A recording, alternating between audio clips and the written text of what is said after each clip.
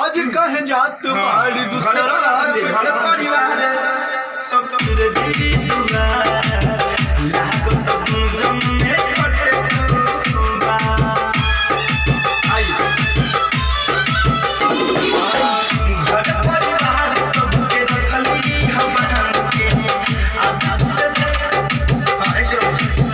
आज वीडियो मत बनाइए गाना वायरल हो जाएगा।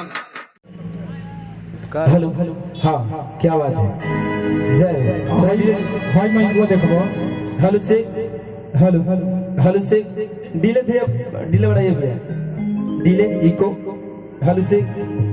डिले दीजिए हेलो जी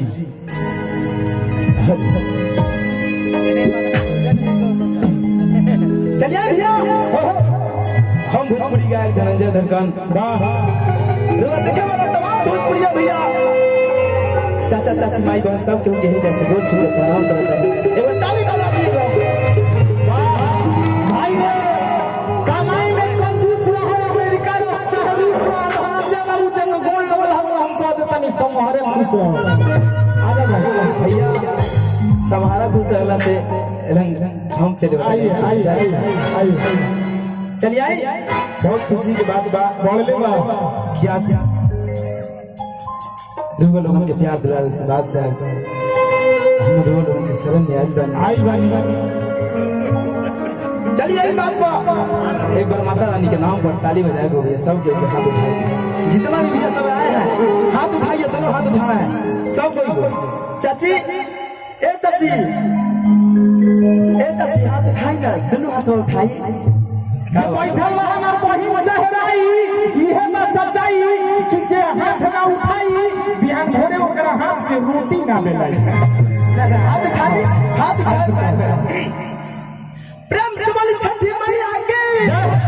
सरस्वती मैया की क्या बात चलिए अच्छा एक आवश्यक सूचना कि जो लोग 150 दे करके आए हैं टिकट लेकर के 150 का आप लोग कृपया कुर्सी छोड़ दें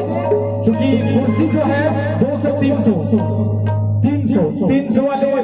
जो भी हमारे भाई लोग हैं उन लोगों के लिए कुर्सी रखा गया है। आइए ईमानदारी से